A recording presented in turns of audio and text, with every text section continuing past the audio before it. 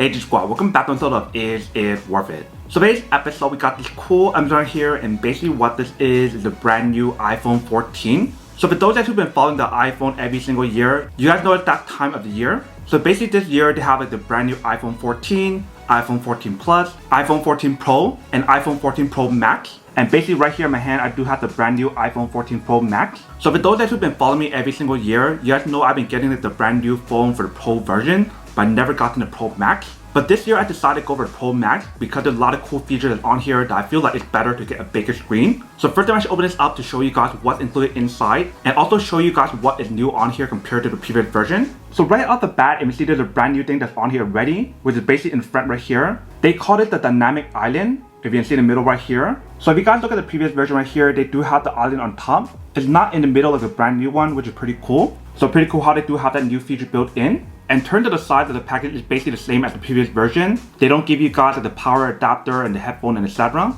So if you guys don't have either one of those, or if you guys do want either one of those, you do have to purchase separately. This is kind of their way to be more eco-friendly as they're moving forward. But now let's open this up to show you guys what the inside looks like. So the same thing as any of their packaging, you basically want to rip it in the back, on the top and the bottom, just like this. And let's do the same thing for the bottom part as well. And when you guys do open it, it just slides out so easily, which is pretty cool. So this is what the top part looks like. And then here is basically what the inside looks like. So if you guys pull this part out, here is basically what the inside looks like. So right here they do provide a USB to lightning cable that can use to recharge the product. So you guys take this part out. Inside they do provide the same stuff. So there's like the warranty card and all that good stuff as well. And they provide guys a little sticker that you can use to stick anywhere you want. So that is basically everything that's on the package. Now let's show you guys the actual phone. So if you guys do peel this part out, here is basically what the front part looks like. Right here we do have the side. Right here we do have the other side. And then right here is the bottom. And if you guys do turn on to the back, here is basically what the back part looks like. So we still have the 3 camera in the back, but they upgraded the camera as well. I'll go over that in a second. But see, for the color that we do have right here is a deep purple color. For me, every year I've been getting the blue color. But because this year they don't have the blue version, I end up getting the purple version instead. So just to show you guys what I mean, right here I do have the previous version with the 13 Pro. So when you guys put it side by side, this is the difference that's on here. So if you guys do prefer the smaller phone, you probably want to get the Pro version. But if you guys do want a bigger phone, you can probably get the Pro Max version. And if you guys notice for the new one right here, there's no area for you guys to open up to put in SIM card. And the reason why is because they mentioned how it does have a new eSIM card. So that way you guys don't need to put a SIM card in, which is pretty cool. So let's turn this on to show you guys what the product looks like first.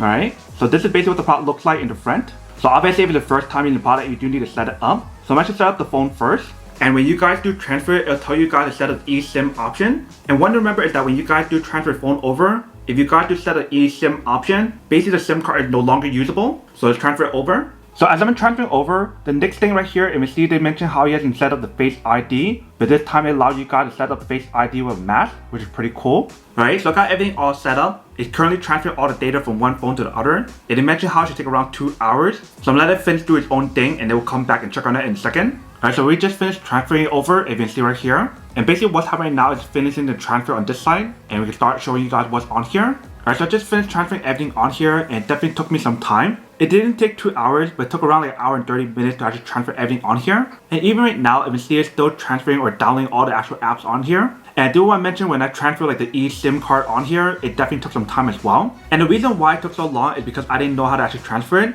Because I was getting like an error message saying that it's not being transferred correctly or something. So pretty much what I did was remove the SIM card from the previous phone. And after doing that, it did help transfer the eSIM card onto right here. And now we do have everything all activated. So now let's go over some of the things that's on here that's actually pretty cool or improvement. So obviously the first thing is the camera. So if you guys do go to camera, they mentioned the quality that's on here is no longer 12 megapixel. Now it's 48 megapixel. So now when you guys do use the main camera, it will give you guys a much more high quality and a better pixel when you guys do use it. And we see at the bottom right here, they do give you guys some more options as well. So this 0.5 times 1 times 2 and times 3.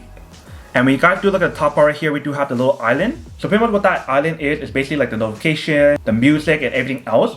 If you guys click on video, if you can see on top right here, we do have an action option. So if you guys press on it, now you guys have action mode. So when you guys do have the action mode on, when you guys can record stuff, it kind of helps you guys balance it out like a gimbal stabilizer. So that way you guys don't get shaky video, which is pretty cool.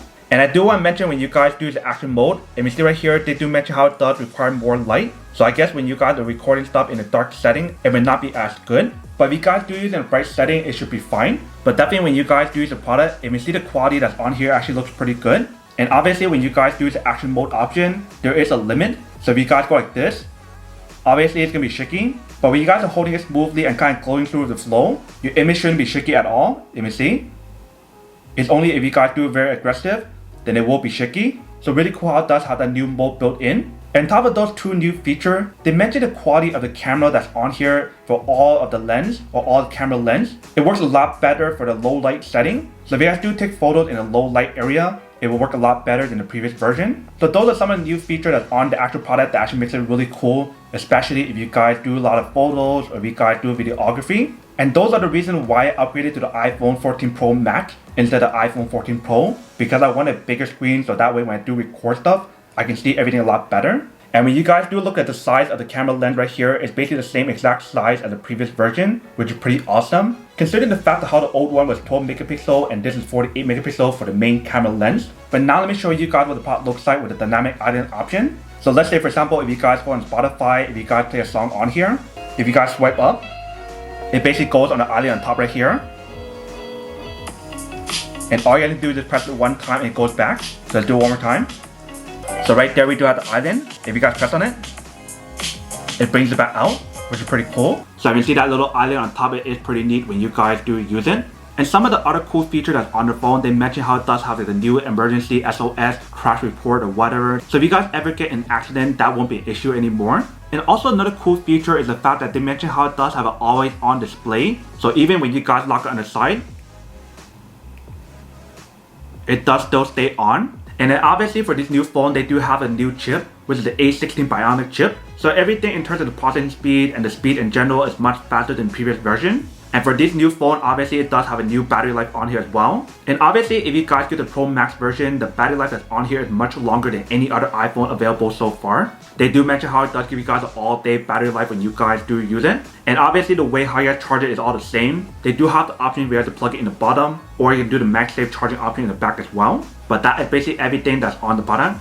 Now to unboxing and testing product, now to answer the question of whether or not it's actually worth it or not. So for this new phone, I do have to say that it is pretty worth it if you guys want to need one of these. Especially if you guys like all the different features I mentioned on here in terms of the new camera lens. The higher quality camera lens on here that performs a lot better in low light setting. The action mode that basically works as a gimbal stabilizer built in. The always on display. The longer battery life. The new Bionic chip. If you guys want all of that and so much more, then I do have to say that it is pretty worth it. But then obviously for those guys who don't want or don't need one or haven't one of these, then obviously don't buy one and save your money for something else you actually do need. So that's basically everything for this video itself. If you guys like this video, make sure to smash that like button in the bottom. That will definitely help this video out and it will definitely help with the algorithm as well to promote more videos for you guys so you guys can see more of the videos or similar videos as well. But as always, make sure to stay positive, be you, and I'll see you guys in the next episode of Is It Worth It? Peace.